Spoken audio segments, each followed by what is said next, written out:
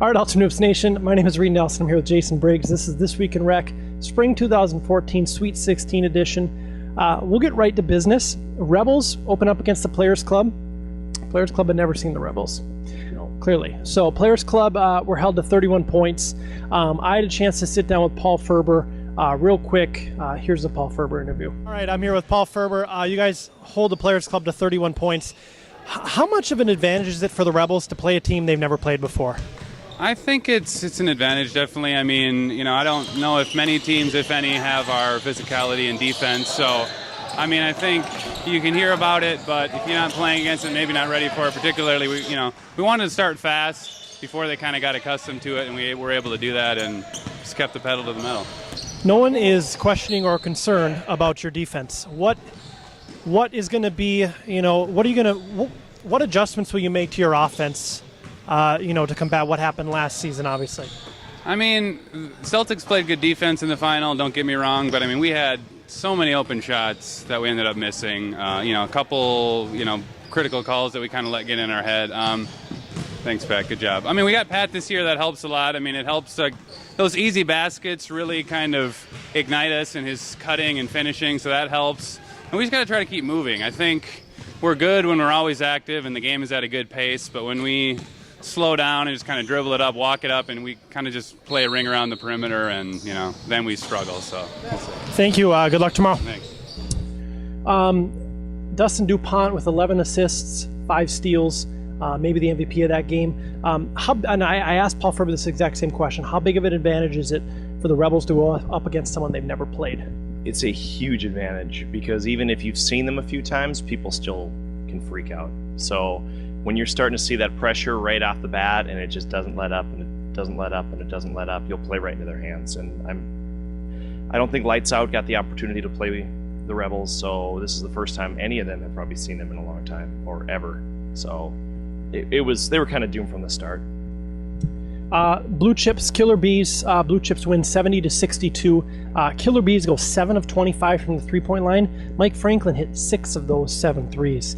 Hoyle was 80% from the field with 8 rebounds. Hoyle's having an MVP type season. Talk about his game tonight. He was the reason we won, in my personal opinion. We had guys that all chipped in and did little things here and there. But Josh was the offense in the second half. We got to change our sheets because we crapped the bed for the last 5 minutes in that first half, and every possession was either a turnover or a terrible shot. And we were up 11, and all of a sudden we look at halftime, we're down. And they started out just fine in the second half. I thought it was going to be a battle, and Hoyle just took over. He was really good. And I don't think he did any threes either. Maybe one, but it was all layups. I think he was 8 of 10 from the field and no threes. And I think he was 8 of 10 from the free throw line as well. So, have the Blue Chips been to the Final Four before? No, I believe Elite 8 is where we've stopped. A chance to chat with Emmanuel Harrison. He's been wanting to get on the camera for a while, so we gave him an opportunity. So here's Emmanuel. He had some good moments too. First half. Here's Emmanuel. All right, UH Nation, I'm here with Emmanuel Harrison of the Blue Chips. Big win tonight over the Killer Bees. What was once a close game turned into a not-so-close game. What adjustments did you guys make at the half? Well, we had to play defense. We let Mike, I think he was maybe, I want to say 3 of 3, maybe 4 of 4 from 3, just the first half. So I switched on him. Then we started yelling out more screens, talking more on defense. But he was pretty hot. I have to admit, him, Abdi, I mean, we got to be aware where Abdi is, Jerry, and Mike at all times. And then Trey, we got to keep him off the boards as much as we can. Keith definitely loves the corner 3, so we got to be aware where he's at. But for the most part, man, we picked it up in the second half with our talking. That was the most key thing. Rebels tomorrow night. What are your thoughts? Revenge. Tough, hard-nosed defense. They're a good club. We played them. We were kind of, I wouldn't say not ready, but it was definitely something that showed us what we needed to work on. And it was definitely being more physical, talking more, definitely needing to pick up the tempo right away from the jump. Don't let them get out hitting. I mean, they started the game off hot. It was like 19-4 within the blink of an eye. So we just got to pick the intensity up, be aware, all shooters, pay attention, don't turn the ball over. Thank you, sir. Good luck tomorrow. That was Emmanuel Harrison of the Blue Chips. They advanced to play Thursday night. Maybe the game of the night. Yeah, probably the game of the night. Them defeat Squires, 20 seed over a 4 seed. I predicted. You also predicted. Yeah. But we didn't predict that Adam Nelson and Cooper Cullen would be missing. Maybe their two best ball handlers. Although Nelly gets a little crazy sometimes too, but I would say two of the best three ball handlers. So them, now I had a chance to speak with Anthony Thompson. He will take you through his game-winning shot tonight. Here's Anthony. All right, I'm here with Anthony Thompson of them. You hit a game winner tonight after some suspect free throws that would have tied the game. So let's first take us through those free throws. They would have tied the game early. You missed a couple of them. Talk about that. Well, the first free throw, it felt good. But, I mean, I'm like Carl Landry from the line. I got a little nervous after the first one rimmed out and we needed one. And I did the old Anthony Thompson trick and I pulled the old air ball when it was repping time. But, hey, we bounced back, though. That's all that matters is that last shot. All right, Devin passes up a semi-open three to give you a wide-open shot down low. Now, they collapse you, and then you hit the turnaround jumper. Talk about that play. Well, hey, we set it up. I specifically said with about 15 seconds left, I'm going to set a screen on Quentin, and then immediately after that, instead of rolling, because I figured Hamill will be out of place, I'll go set the screen on Devin. And I channeled my inner Greg Popovich. It worked according to plan. And then once I got the ball with about 5 seconds left, there was no doubt in my mind I was going to take that shot. Whether I get blocked, I airball it, whatever. I was taking that shot no matter what because I shot about like 5 times all game. Now, you'll play the winner of the Big Smash Lakers game. Which team would you rather see and why? We'll play either team, but I'd like to play the mighty Lakers because a lot of people are talking about them. I'd rather take out the Giant than, I'm not saying Big Smash is David, but I'd rather play the Lakers. Ratty, I used to go to high school with them. It's kind of personal. Thank you, sir. Good luck tomorrow. Yep. That was Anthony Thompson of them, of course, with the game winner. An awesome game, a great game. Them's going to go to face the Lakers tomorrow. You predicted this game with Aaron, so you'll have to watch the predictions to see what you predicted. Them came out with a zone tonight against 5 guys who, again, 2 of their best ball handlers were gone. I don't know what the heck they were doing. They got out of it, and they came back and won. I honestly think tomorrow they're going to need that zone. They're going to need that zone tomorrow. Avengers, the number 1 seed. Now, we had to do a little history, go back into the history books to see when the other number 1 seed had fallen in the Sweet 16. That was the Fridley Bulls, spring or summer 2013 to Pig Smash. Oh, that was you. Okay. To Pig Smash. I think we beat the 2 seed. So yeah, they weren't necessarily a true 1 seed, but 8-0 is 8-0. Right. So the Avengers have quite a scare. They win just barely 54-49. Xavier Hussein, I'll speak with him in a moment. The Muskies were able to hold the Avengers to 15 first half points. Talk about that. We definitely came out overconfident. In fact, I think there was some talk in our pregame huddle about trying to beat the Muskies by more than the Rebels beat Players Club. And I think that arrogance came out in our play. We were just kind of lazy, thinking we were the better team. And were we the better team? Yeah. But again, it's basketball. It's a competition. So if you don't come to play, any team could win. And the Muskies played an angelic first half. It was great team basketball. Trevor Hazen did a great job carrying them that first half. Xavier was a monster on the boards. Second half, different story. I don't know if they were overconfident, thinking like, hey, we can do this, hey, look, we're beating the Avengers. But we came out angry. And if it wasn't for a brief stretch by Casey Schonauer, where I think he had like 11 points in a row, it would have gotten a lot worse. Trevor Hazen is a sneaky good player. He gets lost a lot because he's, there's a lot of 5'10", 5'11" guards in Ultimate Hoop. So, but he really plays tough and he plays hard, and he had 2 tough losses tonight. But look for him to make some headway next season. Shot selection is questionable sometimes, but the guy busts his butt, and he's good going to the hole. He can make threes. He's a force. The Avengers' leading scorer was Chris Maher. Guess how many points he had? Well, I believe I had 9, so if I wasn't leading the score, I would say 10. 10 points was the leading score. Has that ever happened? Not in that team. On a winning team? One guy leading in double score. digits? Yeah, and then he was a leading scorer. I could see the Broncos doing that because they have like 35 guys in the team. That's right. But with 7 guys, no, that's might be the fewest points Maher's ever scored. That was some funky balance. Now, We'll talk Red Devils Avengers. I'm going to make a Red Devils Avengers prediction later. So I did have a chance to speak with Xavier Hussein of the Muskies. Here's what he had to say. All right, Ultimate Hoops Nation, we're here with Xavier Hussein of the Muskies. First half, you hold them to 15 points. Was that some of the best team basketball you've ever been a part of? I'd have to say so. We played pretty good team defense the first half, communicated really well. Some of the calls went our way, questionable, but we got them to go our way. Good communication, but then in the second half, we just kind of dropped the ball. What happened?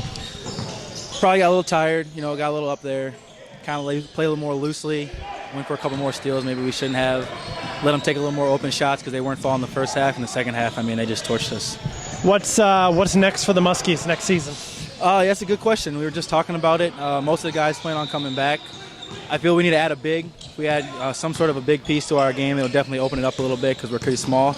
But we're pretty optimistic for the future. I think next season we'll probably have most of the same guys back. Thank you, sir. Appreciate it.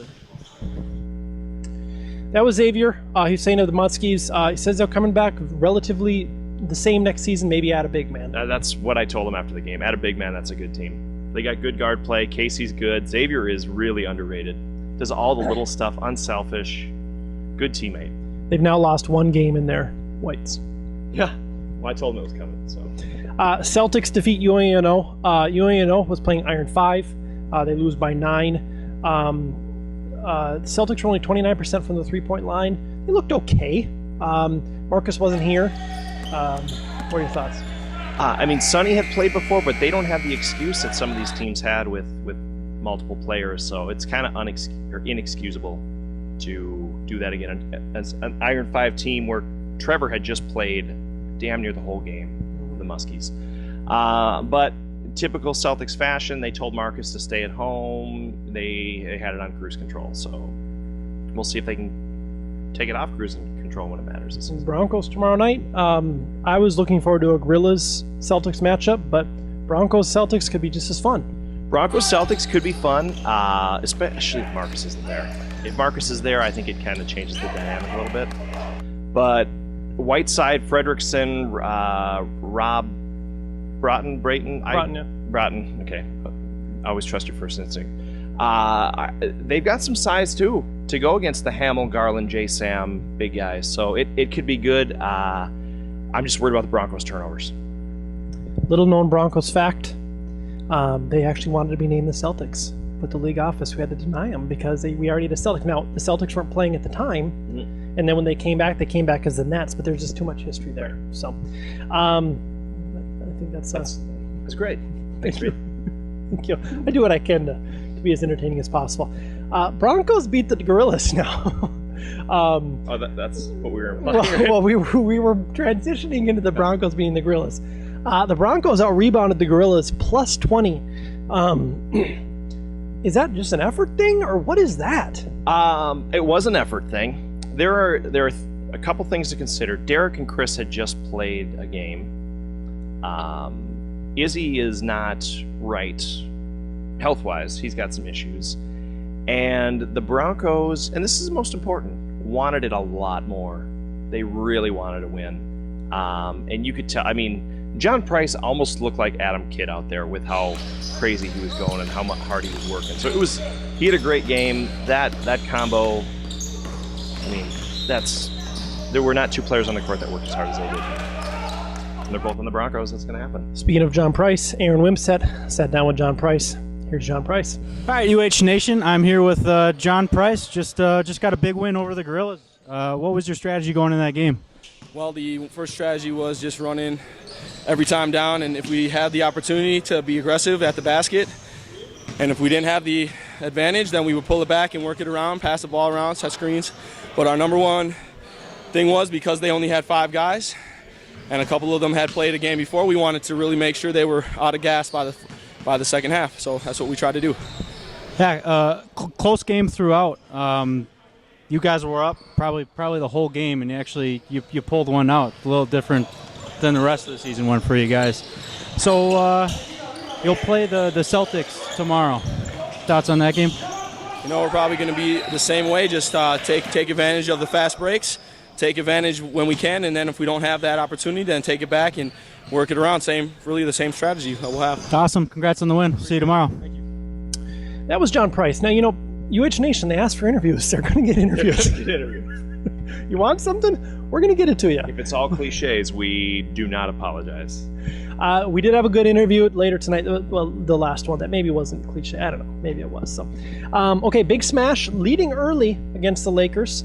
Glenn Fair, of course, carries the squad.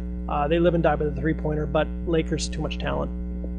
You said you wanted to ask me something about that game. So yeah. So what are your thoughts, Reid, on Big Smash, or is that it? We played okay in the first half, but their talent just took us over in the second half. We're a team that has to make the three ball. We can only count on Glenn for so much, and if Glenn is, maybe shooting, I don't know, just like a pedestrian 45% from the field, we've got to be hitting threes. We didn't, so we lose. Were you missing Ken Thompson tonight? Ken Thompson was not in attendance tonight, so we were down to 6. That's not what I asked. Were you Okay, moving on to the Red Devils game. Red Devils take on Callan Auto Parts. I didn't see much of this game. What were your thoughts? Like I said last week, I don't know if people watched the segment, but don't sleep on the Red Devils just because Jordan's gone. And they had a Players Club-like performance tonight where Callahan, I think, had the talent advantage, but they couldn't get over the hump. The Red Devils are just so feisty. They play the game the right way, a lot of passing, a lot of ball movement, and as crazy as some of the shots Nate Moore hit was in the second half, he missed some bunnies early, and then late in the second half they were taking some contested shots. It just, things weren't going right. And this team, more than the Gorillas, this team really relies on Steve Hart too, who was gone. But again, you have Chase, Jordan Van Ort is gone. You got to utilize that big man more. And I mean, it was just a chaotic game. And the Red Devils are so good they can take any team, regardless of who it is, out of their offense. And that was pretty clear tonight. I spoke with Trey Sayles. Of course, this will be the one crossover that everyone's going to want to see: Avengers or Red Devils. Who are you going to play for? So he reveals that right now. Here with Trey Sayles, Red Devils, Avengers. Red Devils, Avengers tomorrow night. Who are you playing for? It's a game time decision. I like it. What are you leaning towards right now? Avengers first half, Red Devils second half. I don't think that we're going to allow you to do that. Is there a rule against it? I don't think there's a rule against it. But I guess, so you're not going to give us any hints? No. I mean, you've been playing for the Red Devils for longer. Yep. So much longer. Yep. No hints. No spoiler alert. All right. Thanks, Trey. Red Devils. That was Trey Sayles. He will play with the Red Devils. What? How big of a swing is that? We've been trying to get him to play for the Red Devils. We're going to just do hack a Trey the entire time and look for like maybe 27 airballed free throws. We got to be careful because we only have so many fouls to give because we're going to be running 6 guys. But I think hack a Trey may come out at some point in time. How big of a point swing is that for you to lose him, for the Avengers to lose him, and the Red Devils to obviously keep him? It makes the Derek Trey matchup. It may kind of wash those two out. So we're going to have to get some with Trey gone and now Derek. I'm not going to say completely neutralized, but neutralized a little bit. It's going to require guys like Noe and Maher and Mayer and myself and Greg to really step up because we're not going to be able to rely on Derek for all the points we typically get from him. So I can't do an exact point value because Trey hasn't been there but about 4 games this year, 4 or 5 games for us. So it's hard to put the numerical value on that, and we won with him there, we won without him. But again, what he can do to some of our weapons is going to be tough. Historically, the last couple seasons, the Elite Eight has not been overly entertaining. No, it's really been rough. I don't know if it's attendance. I think there was a Red Devils game where attendance came into play, but sometimes it's just the matchups too. And if the Blue Chips don't get their asses in gear, there could be another laugher like a couple weeks ago. So that's the only one I can see that could really get out of hand. Maybe Celtics Broncos if the Broncos struggle early, but I think you'll get them, Lakers, and Avengers Red Devils will at least get 2 good games out of the deal. Hopefully more. Thank you, Jason. Thank you. See you tomorrow. Talk about Wes Welker playing tomorrow night. Oh, you mean Adam Kidd? Oh, Is that kid with 2 Ds or, one D? I think it's 2. I don't know what. I thought it was Adam Wright, but nobody needs to know that. Correct. I think he changed it because he's got warrants. Probably.